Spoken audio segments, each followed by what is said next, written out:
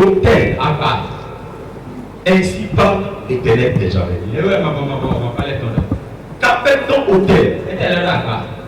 Autel est une plateforme. L'autel est une plateforme sur laquelle on dépose des sacrifices pour une divinité. Soit la divinité céleste ou bien la divinité ténébreuse.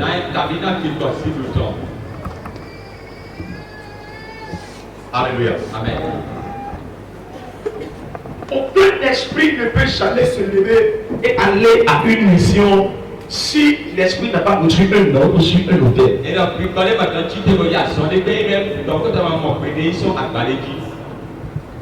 Alléluia. Amen.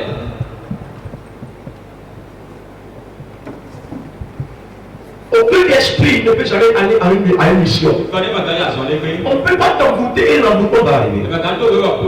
Si la personne n'est pas allée vers un hôtel et aller déposer sa devise contre toi.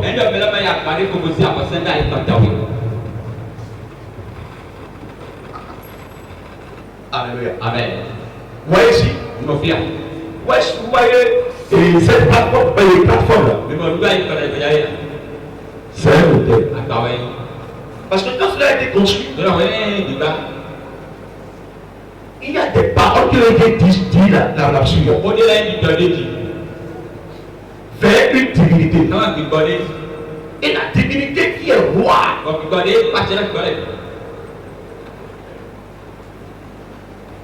L'entité pour qui cette hôtel a été bâti, c'est l'entité céleste. Si nous sommes nombreux ici ce matin, c'est parce que cette assemblée a été réunie au nom de Dieu suprême. Et pas au nom de l'individu. Alléluia. Amen. C'est pourquoi personne ne peut jamais affronter Dieu. Si tu peux affronter le vent, affronte Dieu. Personne ne peut jamais empêcher Dieu. Si tu peux empêcher le vent, empêche Dieu. Car toi tu vas passer. Mais Dieu lui donne éternellement. Surtout toi qui es aujourd'hui. Un jour va arriver où cela ne va plus exister. Mais Dieu, lui, il existait avant que toi tu le sois. Et Dieu existe. Et tu existeras. Quand toi tu n'existeras plus.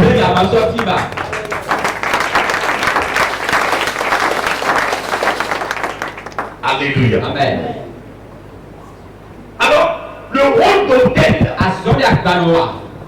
c'est de s'unir ou de servir une divinité.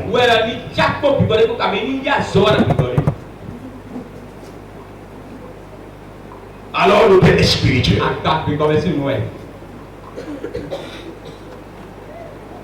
Quand vous voyez dans les familles, quand quelqu'un est né dans une famille, il y a une cérémonie qu'on fait pour la personne.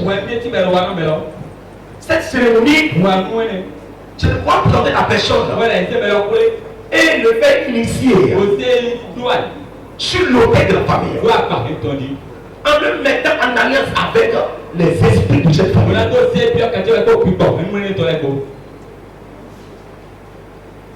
Si tu ne sais pas la cérémonie qui a été faite pour toi, pour ta famille, c'est possible que aujourd'hui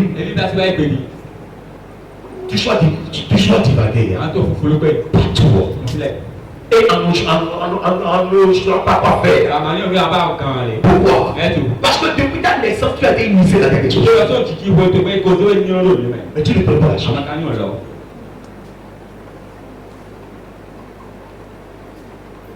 Alors, chaque être humain est venu sur la terre avec sa destinée. Quand on parle du destin, le destin, c'est ce que tu es venu faire sur la terre. Personne n'est venu improviser la vie sur la terre. Chacun de vous est venu pour accomplir quelque chose sur la terre. Par exemple, aujourd'hui, tu es venu m'écouter moi. Tu as dit que je reviens à l'église. Quand tu es venu à l'église, tu as vu la couture. Tu as vu Jésus. Tu as vu le Saint-Esprit. Non. Mais tu as vu l'homme. Et l'homme est en train de te parler de Dieu. Alors, ce homme qui ne parle de Dieu, c'est la cause pour laquelle il a été envoyé sur la terre. Il est en train de faire ça. C'est ça qu'on appelle le destin. Alors, nous avons deux destinées. La destinée physique et la destinée spirituelle. La Bible de Salomon a accompli les deux. Il a accompli la destinée spirituelle en bâtissant Jérusalem. Et la destinée physique en construisant sa vie.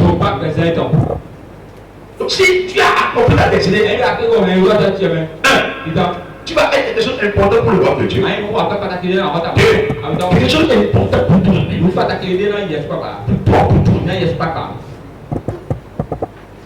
Si tu as la grâce, tu vas accomplir les deux. L'autel que nous allons pousser aujourd'hui, c'est l'autel de la sorcellerie.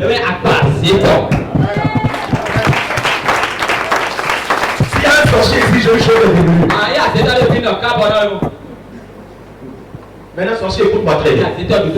La sorcellerie est un hôtel que moi j'ai affronté dans ma vie.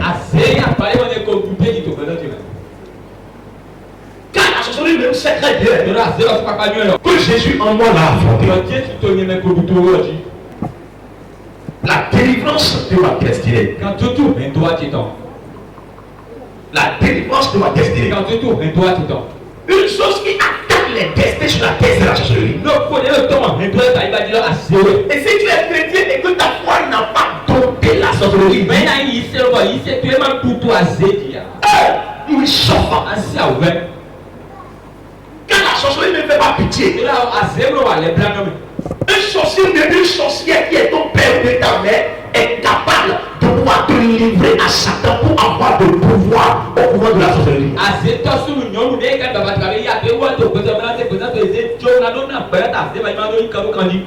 Sorcier peut te transformer en fourmi et t'enfermer dans une bouteille.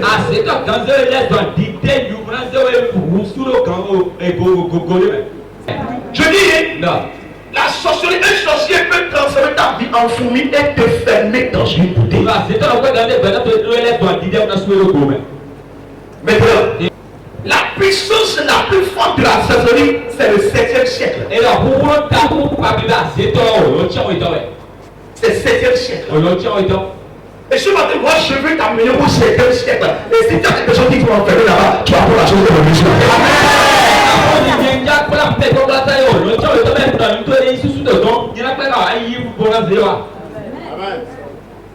Un sorcier peut t'enchaîner dans l'une de ces siècles sorcelleries. Et toi, tu ne sauras jamais. Tu ne sais pas que tu as été arrêté dans un siècle. Tu es sur la terre et tu dis ça ne marche pas. Tu pleures. Alors que tu as été arrêté dans un siècle.